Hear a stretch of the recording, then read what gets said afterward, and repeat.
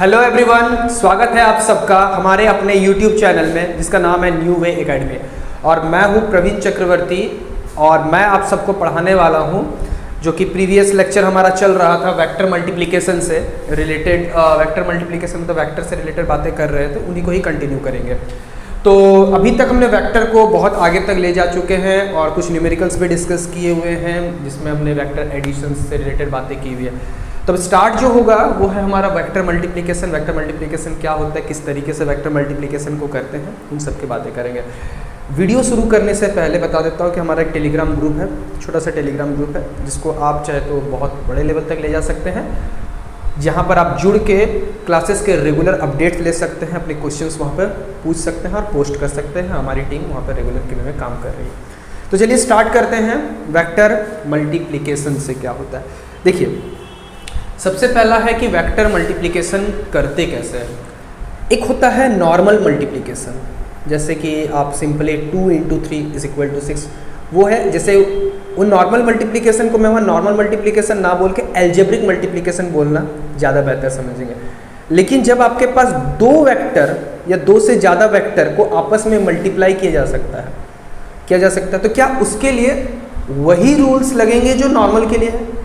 तो आपका उत्तर होना चाहिए नहीं, कि वो रूल्स नहीं लगेंगे, क्योंकि वेक्टर में आपको पता है vector not only consist of magnitude, it also consist of direction. तो यहाँ सिंपल रूल्स और रेगुलेशंस तो बिल्कुल ही नहीं लगने वाले हैं। यहाँ दो अलग अलग रूल्स लगेंगे और उन्हीं रूल्स के मदद से कुछ बहुत इंपॉर्टेंट बातों को समझेंगे और न्यूमेरिकल्स जो होते हैं पॉइंट ऑफ व्यू से और सिग्निफिकेंस, जैसे कि आप हायर क्लासेस में जो एरिया रिलेटेड से किस तरीके से एरिया को रिलेट कर सकते हैं, पैरेललोग्राम का, एक ट्रायंगल का, physical meaning, triple product, triple scaler dot product, scalar triple product के बारे में, scalar triple product, vector triple product के बारे में अंडरस्टैंडिंग अपनी बनाने वाले हैं। तो इतना मैं आपको समझा दे रहा हूँ, तो वीडियो पे पूरा पेशेंस बना के रखना है कि किस तरीके से कंटिन्यू चलने वाला है। पूरा वीडियो आप लास्ट तक देखना है। तो समझते हैं वेक्टर मल्टीप्लिकेशन क्या होता है। देखिए वेक्टर मल्टीप्लिकेशन को यानी वेक्टर को मल्टीप्लाई करने के लिए दो बेसिक फंडामेंटल्स का यूज़ करते हैं। ठीक है, फंडामेंटल्स है, एक है पहला आपका कह सकते हैं स्केलर प्रोडक्ट का यूज़ करेंगे। किसका यूज़ करेंगे हम लोग? स्केलर प्रोडक्ट का यूज़ करेंगे, जिसको हम लोग स्केलर प्रोडक्ट या फिर हम लोग डॉट प्रोडक्ट के नाम से भी जानते हैं। दूसरा जो है यूज़ करने वाले हैं जिसको कहते हैं वेक्टर प्रोडक्ट। क्या कहते हैं इसको हम लोग? वेक्टर प्रोडक्ट के नाम से जानते हैं, और या फिर हम लोग इसको क्रॉस प्रोडक्ट के नाम से जानते हैं। ये तो बेसिक फंडामेंटल है मल्टीप्लिकेशन के। इसके बाद जो कुछ भी आएंगे वो डिराइव्ड होके आएंगे। तो ये स्केलर प्रोडक्ट को हम पहले समझेंगे क्या होता है, फिर हम लोग समझेंगे डॉट प्रोडक्ट क्या, फिर हम लोग समझेंगे वेक्टर प्रोडक्ट क्या होता है। तो सबसे पहले स्टार्ट कर रहे हैं हम लोग स्केलर प्रोडक्ट क्या होता है, या जिसको हम लोग डॉट प्रोडक्ट कहते हैं। तो देखिए इसको स्केलर प्रोडक्ट को समझने के लिए हम लोग क्या क्या चीज़ों को यूज़ कर रहे हैं। सपोज कर रहे हैं कि हमारे पास एक वेक्टर ए है और दूसरा वेक्टर है बी, और दोनों के बीच का एंगल बना है थीटा। एक वेक्टर ए और एक वेक्टर है बी और दोनों के बीच का एंगल है थीटा। अब हम चाहे तो अगर ये बी है तो बी की जो मैग्नीट्यूड होगी वो आप चाहे तो बी या तो फिर ऐसे लिख सकते हैं, और ए की जो मैग्नीट्यूड है आप उसको इस तरीके से लिख सकते हैं। मैंने ये पहले बताया हुआ है। तो अगर ये बी है तो बी की एक कंपोनेंट आप तोड़ सकते हैं इस तरह से बी कॉस थीटा में, दूसरी कंपोनेंट आप चाहे तो तोड़ सकते हैं बी साइन थीटा में तोड़ सकते हैं। तो जो स्केलर प्रोडक्ट है उसको कैसे डिफाइन करते हैं, कुछ इस तरीके से डिफाइन करते हैं। A dot B is equal to लिखा जाता है A B into cos theta से लिखा जाता है।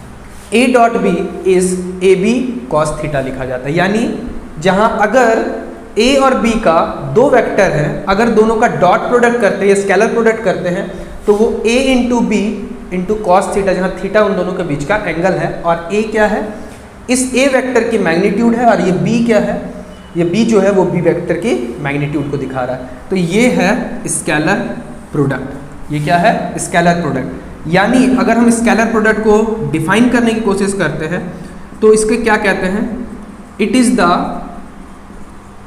प्रोडक्ट ऑफ द, क्या है? It is the product of of a vector to another vector, it is the product of a vector to another vector to increase in size,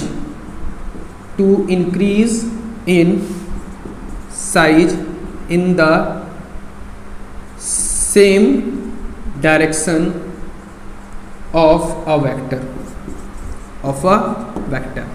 तो अगर इसकी define को हम लोग यहाँ समझने की कोशिश करते हैं तो क्या लिखा जाता है? It is the product of a vector, एक वेक्टर का दूसरे वेक्टर के साथ प्रोडक्ट है, to increase the size in the same direction of a vector. मतलब क्या कहने का मतलब है, आपके पास एक वेक्टर है ए और एक दूसरी वेक्टर है बी, ठीक है, एक वेक्टर है ए, दूसरी वेक्टर है बी, तो दोनों का प्रोडक्ट जब कर रहे हैं तो ए और बी का प्रोडक्ट कर रहे हैं टू इंक्रीज इट साइज, यानी ए के साइज को, जब ए का मान लीजिए ए की मैग्नीट्यूड की साइज को बता रही है, तो ए के साइज को हम लोगों ने बी कॉस थीटा के टर्म से मल्टीप्लाई करके, ए को हमने बी कॉस थीटा से मल्टीप्लाई, उतने टाइम्स उसको मल्टीप्लाई करके उसके साइज को क्या किया है?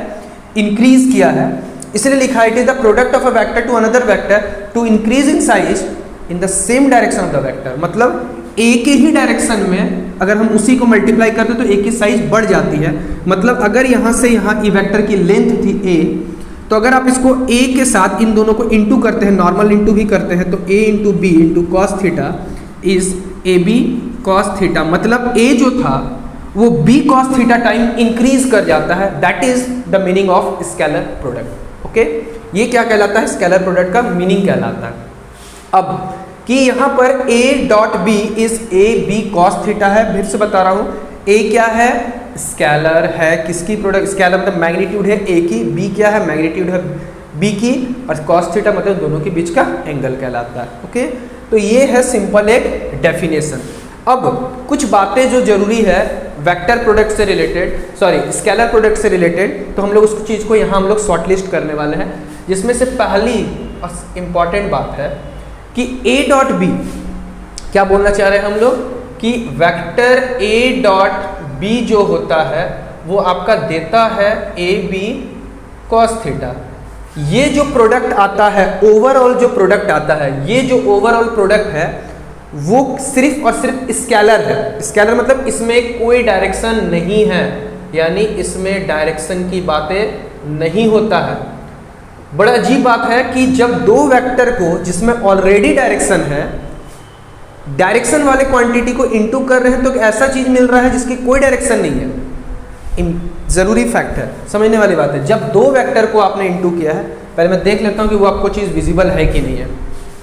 हाँ, विजिबल है। ओके, तो देखते हैं आगे कि इसमें क्या है कि a dot B is A B cos theta में हमने क्या बोला कि दो वेक्टर को मल्टीप्लाई किया है, तो उनकी जो मैग्नीट्यूड हो रही है उनकी सिर्फ मैग्नीट्यूड मल्टीप्लाई होता है। डायरेक्शन क्या है? डायरेक्शन तो इसमें दिखाई नहीं, यानी नो डायरेक्शन है, यानी ये एक स्केलर है, डायरेक्शन है ही नहीं इसमें, कि सिर्फ स्केलर है, इसीलिए इसका नाम है स्केलर प्रोडक्ट। और डॉट प्रोडक्ट इसलिए कह रहे हैं क्योंकि इन दोनों के बीच सिंबलाइज हमने डॉट से किया, वो इसलिए से डॉट प्रोडक्ट भी कहते हैं।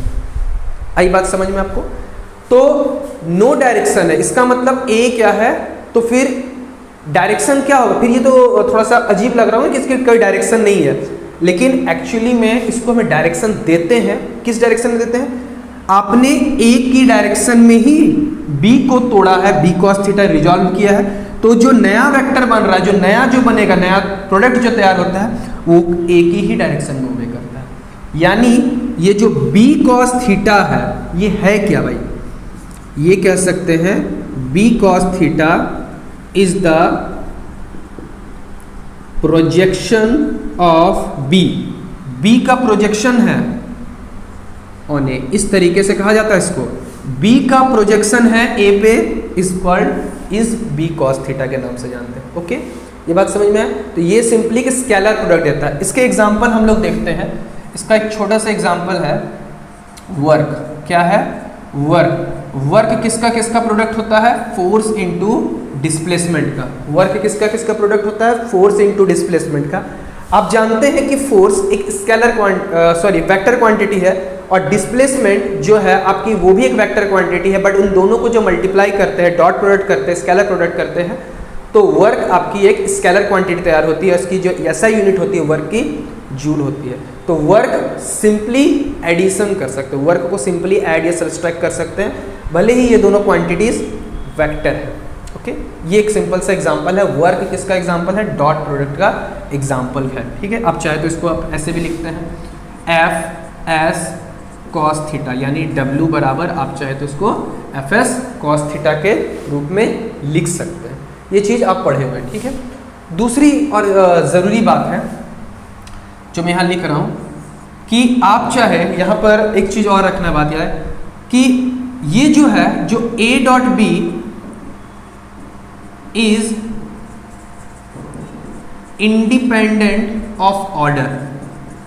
इंडिपेंडेंट ऑफ ऑर्डर कहने का मतलब क्या है कि आप चाहे A डॉट बी करें चाहे B डॉट ए करें, बात सेम पड़ता है। मतलब A dot B is equal to B dot A. Independent of order कहने का मतलब क्या है? अगर आप इन दोनों को बदलते भी हैं, A को पहले लिखें या B को बाद में लिखें, या B को पहले लिखें A को बाद में लिखें, तो दोनों के ऑर्डर बदल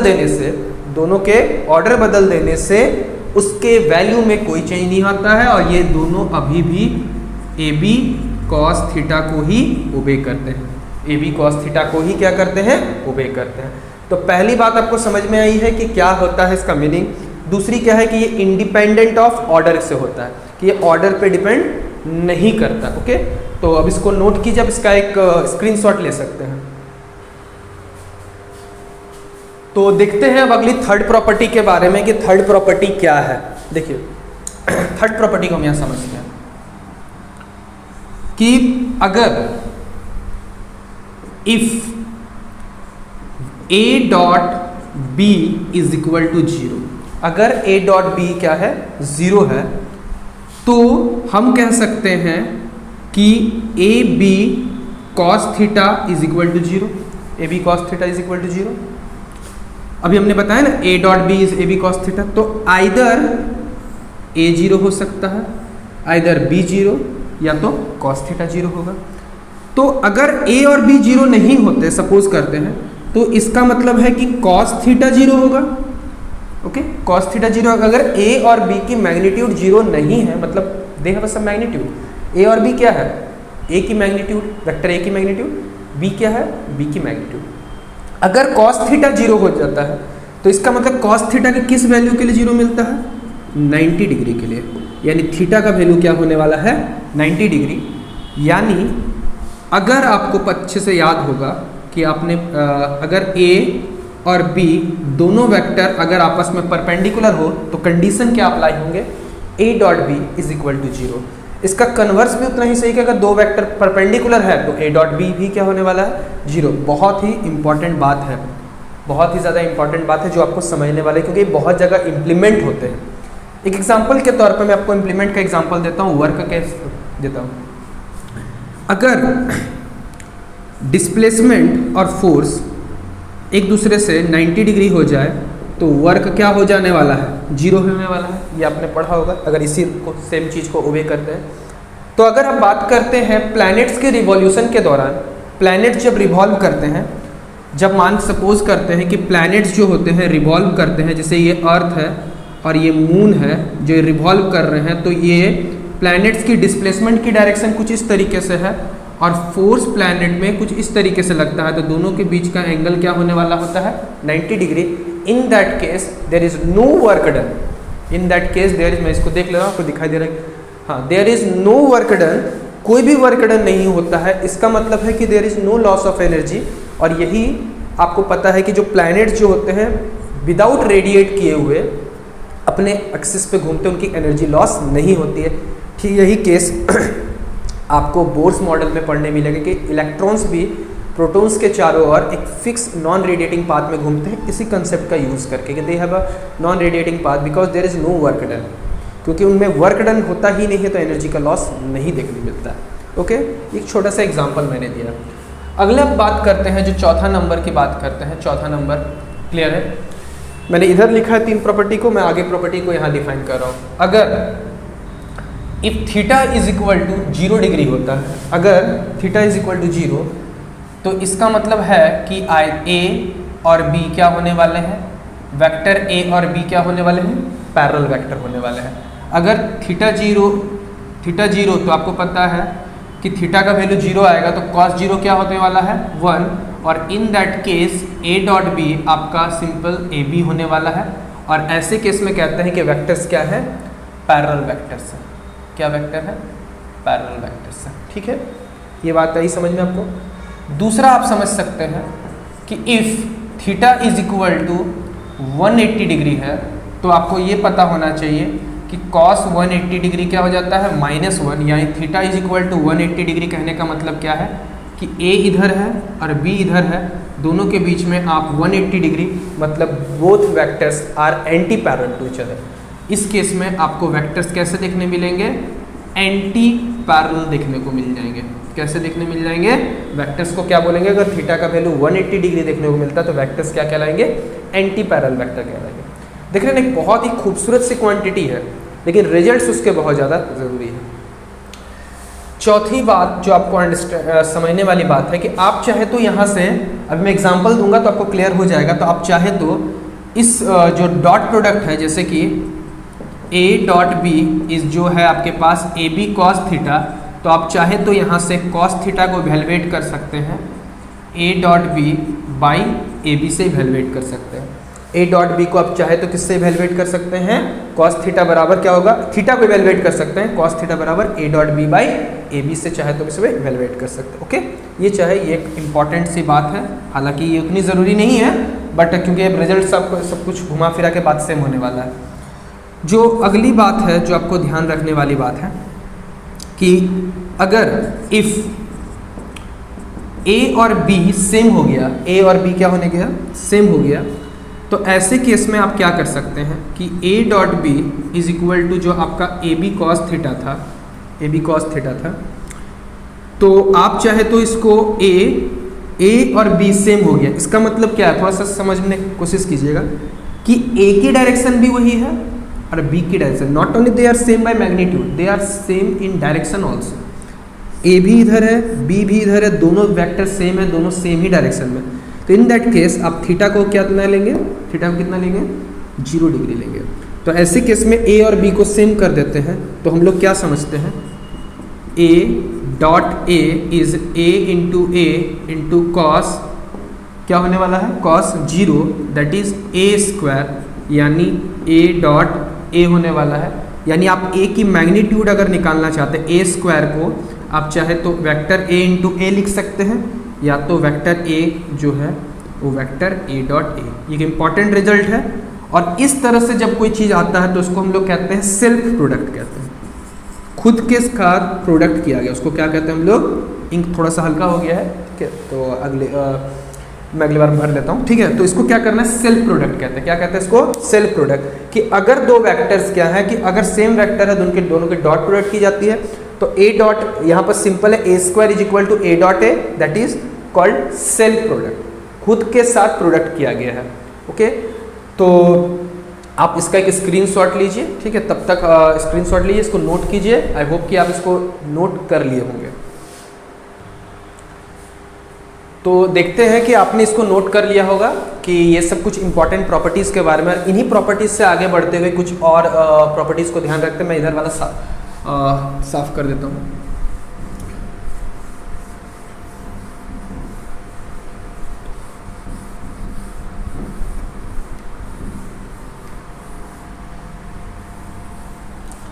चलिए देखते क्या है।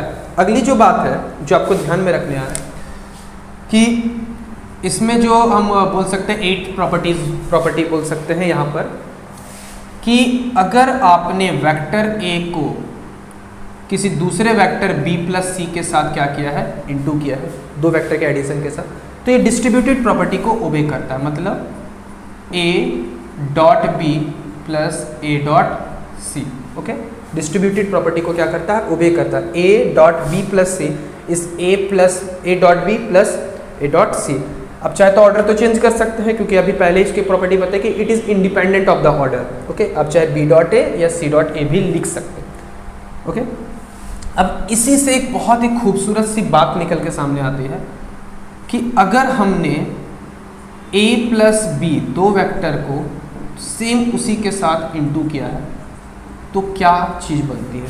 देखिए सिंपल सी बात है, इस ए वेक्टर को लेके इसके साथ इंटू कर दिया है, ठीक है, इस बी वेक्टर को लेके इसके साथ इंटू कर दिया है, इसको इसके साथ किया तो ए डॉट ए, इसको इसके साथ किया ए डॉट बी, इसको इसके साथ किया बी डॉट ए प्लस बी डॉट बी। आई बात सब। अब आपको अभी मैंने तुरंत बताया सेल्फ प्रॉपर्टी से ए डॉट ए जो है वो ए का स्क्वायर है, ए डॉट बी आप चाहे तो ऑर्डर बदल सकते हैं, हमने अभी प्रॉपर्टी ये भी पढ़ी कि इसके ऑर्डर को बदला जा सकता है, तो इसको हम लोग ए डॉट बी और बी डॉट बी को by self product B square लिख सकते हैं, यानी ये A square plus B square और ये 2a डॉट बी हो जाता है। और ये जो a plus B dot A plus B को आप फाइनलाइज कुछ इस तरह से लिख सकते हैं कि a प्लस बी का whole square is equal to A square plus B square plus 2a dot B. ये आपने पढ़ा होगा ए स्क्वायर प्लस बी, आपको सिंपली बेसिकली ये पढ़ते आए होंगे कि a प्लस बी का whole square is A square plus B square plus 2ab पढ़ा होगा। लेकिन इस बार थोड़ा सा स्ट्रेंज है कि ये वेक्टर के रूल में a square plus B square plus 2a dot b, ज़्यादा से ज़्यादा आप इसको और एक में लिख सकते हैं a square plus B square plus 2ab cos theta लिख सकते हैं। क्या लिख सकते हैं इसको? ए प्लस बी का whole square is A square plus B square plus 2ab cos theta लिख सकते हैं, यानी ये एक इम्पॉर्टेंट फॉर्मूला बन गया है। और इसको अगर एक चीज़ और मैं लिख देता हूँ, यहाँ से वेक्टर स्क्वायर हटाते हैं तो रूट करते हैं, तो a square plus B square plus 2ab cos theta. जल्दी से बताइए ये कहीं फॉर्मेट देखा था आपने कि a प्लस बी से कुछ नया चीज़ बनता है, that is called resultant vector. ये आपने ट्रायंगल लॉ में पढ़ा था कि नहीं पढ़ा था? Triangle law of vector addition मैंने पढ़ाया था, उसमें आपने इस चीज़ को पढ़ा होगा।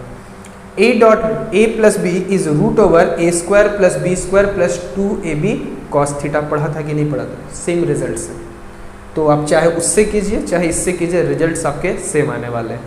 ओके, ये बात समझ में आई? तो एक इम्पॉर्टेंट रिजल्ट है। सिमिलरली आप चाहे तो a माइनस बी को भी लिख सकते हैं। कैसे लिख सकते हैं इसको? आप सेम बना सकते हैं, a square plus B square minus 2ab cos theta लिख सकते हैं। ये भी बिल्कुल लिखना सही रहेगा। ओके, ये भी बिल्कुल लिखना क्या रहता है? सही रहता है। आई बात समझ में? तो एक छोटी छोटी बातें हैं जो आपको मदद कर रही है, जो आपको सवाल को समझने, आपके कंसेप्ट को बनाने में मदद करने वाली है। तो आप चाहे तो इसका एक स्क्रीनशॉट ले लीजिए, ठीक है, फिर मैं उसको मिटाता हूँ।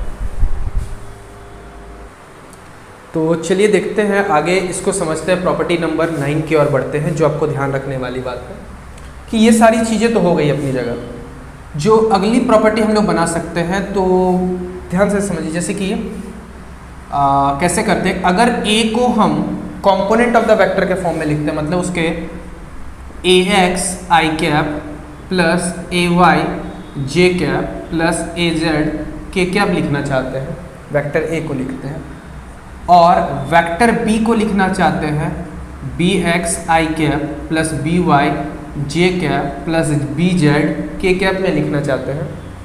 तो जब हम लोग a डॉट b निकालेंगे तो किस तरीके से लिखेंगे? ax i cap plus ay j cap plus az k cap, dot product डाला हमने bx i cap plus by j cap plus bz k cap.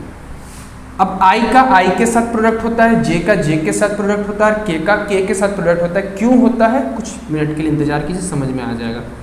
ax bx plus ay by plus az cz, यानी आप इस तरीके से कह सकते हैं कि a डॉट b जब निकालते हैं तो हर एक कंपोनेंट का दूसरे कंपोनेंट के कॉरस्पॉन्डिंग प्रोडक्ट्स का ये सम भी है। ax bx का a का x वाले का x वाले के साथ, y का y वाले के साथ, z का z वाले के साथ, आप इसको बहुत चाहे तो आप इसको इस तरीके से भी लिख सकते हैं, AI/BI समेसन XI ओके। या तो यहाँ पर आप ऐसे समझ, I क्या है, X Y और Z है समेसन में। ये एक बहुत ही अच्छा फॉर्मेट है आपको कॉम्पैक्ट फॉर्म में लिखने का। इस तरीके से आपको बहुत सारे ऐसे जगह लिखेंगे मैथमेटिक्स में लिखने को मिलेंगे। आप इसमें इससे सिंपल लिख सकते मैग्नीट्यूड के टर्म में ओके। तो ये प्रॉपर्टी जो आपको काम की है।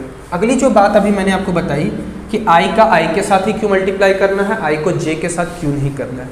तो सिंपल सा बात है भाई, आप समझ सकते हैं कि अगर मैं X बोलता हूँ, आपको पता है ये I कैप J कैप और ये K कैप होता है, तो I और J के बीच में क्या होने वाला है, 90 डिग्री होने वाला है। और अभी मैंने तुरंत एक थोड़ी देर पहले प्रॉपर्टी बताई, पीछे जाके आप देख सकते हैं अगर भूल गए होंगे। तो I को J के साथ इंटू करने पे डॉट प्रोडक्ट जब करते हैं तो दोनों के बीच का एंगल होने वाला 90 डिग्री।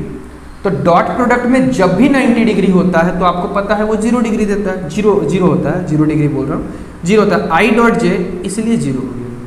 लेकिन जब I डॉट I करते हैं तो ये सिमिलर प्रोडक्ट में सेल्फ प्रोडक्ट होता है कि नहीं, सेल्फ प्रोडक्ट में क्या होता है, I डॉट I।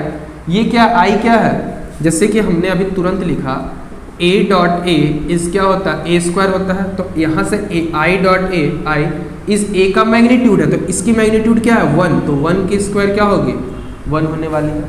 सिमिलरली अगर सेम चीज करते हैं J dot J is 1, K dot K is 1, लेकिन सिंपल याद रखिए कि जब ओपोजिट होंगे, मतलब ओपोजिट कहने मतलब उसके अलावा कोई होंगे, डिफरेंट होंगे, I dot J 0, I dot K 0, J dot K 0, J dot I 0, interchange कर लीजिए चाहे तो K dot I 0, K dot J 0, तो ये आपको सिम मिलेंगे। और K का K के साथ कीजिएगा तो 1 ही आने वाला है ओके। तो इतना जो मिला जुला के अगर आप इन बातों को ध्यान रखते हैं तो स्केलर प्रोडक्ट से रिलेटेड जो भी प्रॉब्लम्स बनेंगे वो इन्हीं के आसपास ही घूमने वाले हैं, इन्हीं के आसपास जो घूमने वाले हैं। तो आई होप कि आपको यहाँ तक सारी बातें समझ में आ गई होगी। वीडियो अगर अच्छा लग रहा हो तो लाइक कर सकते हैं, नहीं तो चाहे तो आप डिसलाइक भी करके जा सकते हैं, क्योंकि यूट्यूब में डिसलाइक करने वालों की कमी नहीं है। अच्छे वीडियोस को भी वो लोग डिसलाइक कर करके अपनी जगह पे पहुंचाने की कोशिश करते हैं। ये अपनी एक फॉर्मेलिटी है कि वीडियोस को ध्यान से समझना है। अगर आप पेशेंस रख के वीडियोस को समझते हैं, ध्यान लगा के समझते हैं, तो कोई भी वीडियो, चाहे यूट्यूब में पड़ी हुई लाखों करोड़ों वीडियोज़ हैं, हर एक वीडियो आपके लिए यूज़फुल है। डिपेंड करता है कि आप कितना समझने के लिए इच्छुक हैं। आप एक स्क्रीनशॉट ले सकते हैं।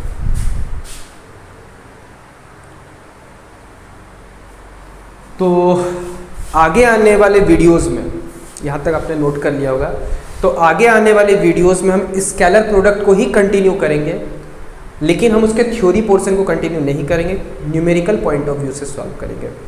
मैं यहाँ जिस तरीके से भी आपको यहाँ वीडियो प्रोवाइड कर रहा हूँ, कंसेप्ट कोशिश कर रहा हूँ कि थ्योरी को एक अलग वीडियोस में, न्यूमेरिकल को एक अलग वीडियोस में रखना चाहता हूँ। अगर आप चाहते हैं कि दोनों के वीडियोस अगर मर्ज हो तो मुझे कमेंट सेक्शन में कमेंट करके बता दीजिए कि आपको दोनों वीडियोस के साथ में चाहिए कि डिफरेंट चाहिए। ओके, तो आई होप कि आपको वीडियो समझ में आई होगी। अच्छा लग रहा है तो टेलीग्राम ग्रुप में जुड़ जाइए, रेगुलर क्लासेस के अपडेट्स आपको मिलते रहेंगे। तब तक के लिए आप इसको नोट्स को तैयार कीजिए, बढ़ते हैं अपने आगे वीडियो की ओर। तब तक के लिए पढ़ते रहिए, मस्त रहिए और व्यस्त रहिए।